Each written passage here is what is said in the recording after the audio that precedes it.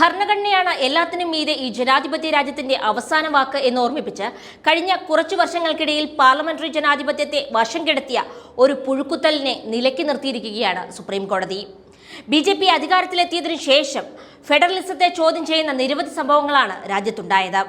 കേന്ദ്ര സർക്കാർ സംസ്ഥാന സർക്കാർ ഏറ്റുമുട്ടലുകൾ പതിവാവുകയും കേന്ദ്രവിഹിതത്തിൽ പ്രതിപക്ഷ പാർട്ടികൾ ഭരിക്കുന്ന സംസ്ഥാനങ്ങളിൽ ചിറ്റമ്മ നയം സ്വീകരിച്ച് അവരെ ഞെരുക്കുകയും ചെയ്തത് രാജ്യം കണ്ടതാണ്.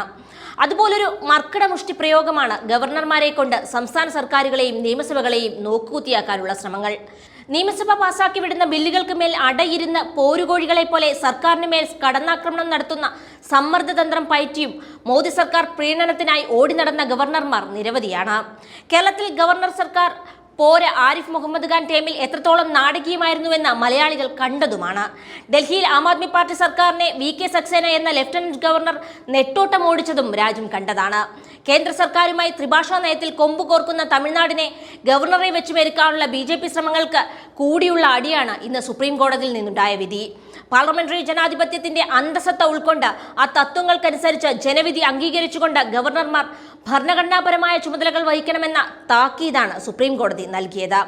ഗവർണർക്ക് വീറ്റോ പവർ ഇല്ലെന്നും സംസ്ഥാന നിയമസഭ പാസാക്കിയ ഒരു നിയമത്തിന് മേൽ കാലാകാലം അടയിരിക്കാൻ പറ്റില്ലെന്നും പരമോന്നത കോടതി അടിവരയിട്ട് പറഞ്ഞിട്ടുണ്ട്. ഗവർണർ ഭരണഘടനയ്ക്ക് വിധേയനായി എങ്ങനെ പ്രവർത്തിക്കണമെന്ന ഓർമ്മപ്പെടുത്തലാണ് ജസ്റ്റിസുമാരായ JB പർദിവാല, R മഹാദേവൻ എന്നിവരടങ്ങിയ ബെഞ്ച് നൽകിയത്. ഭരണഘടനാ പദവി രാഷ്ട്രീയ ലക്ഷ്യങ്ങൾക്കായി ദുരുപയോഗം ചെയ്യുന്നതിന്റെ അമർഷം തെളിഞ്ഞു നിൽക്കുന്ന ഉത്തരവ് രാജ്യം ഭരിക്കുന്നവർക്ക് കൂടിയുള്ള താക്കീതാണ്. സംസ്ഥാന നിയമസഭ അവതരിപ്പിച്ച 10 ബില്ലുകൾ സംബന്ധിച്ച തമിഴ്നാട് ഗവർണർ RN രവിയുടെ തീരുമാനങ്ങൾ നിയമവിരുദ്ധമാണെന്ന് കോടതി സങ്കോചമേതുമില്ലാതെ പ്രഖ്യാപിച്ചു.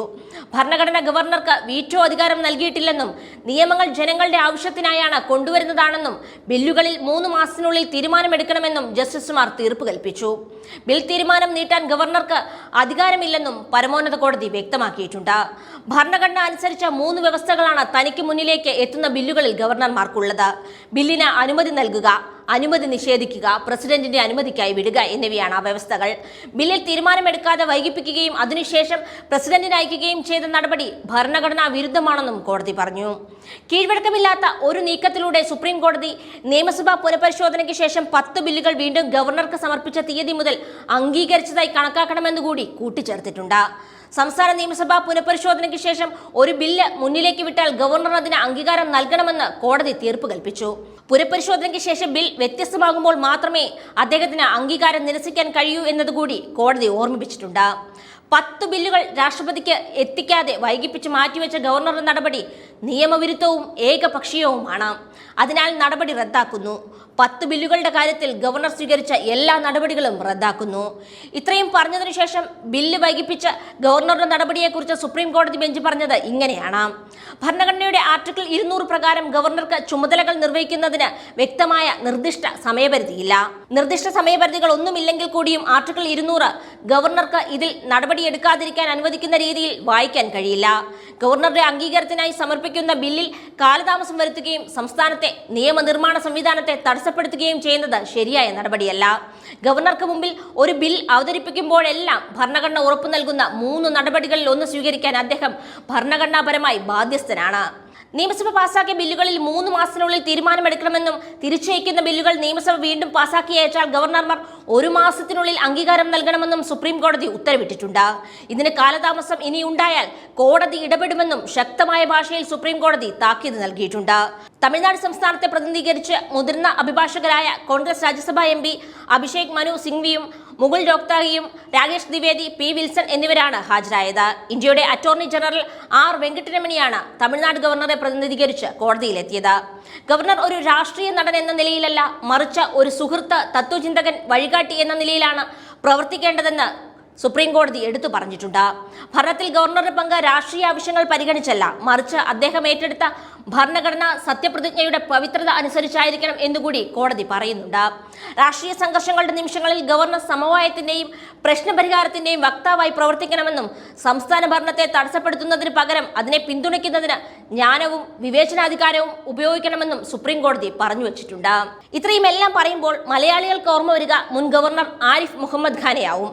എന്തായാലും മിഠായി തെരുവിൽ ഹൽവ തിന്ന് കേരളം ഒന്നടങ്കം വിദ്യാർത്ഥി പ്രസ്ഥാനങ്ങളുടെ പ്രതിഷേധം ഏറ്റുവാങ്ങി റോഡിൽ ഇറങ്ങിയിരുന്ന വല്ലാത്ത നാടകങ്ങളെല്ലാം കളിച്ച മുൻ ഗവർണറെ കേരള സർക്കാർ മറന്നിട്ടില്ല.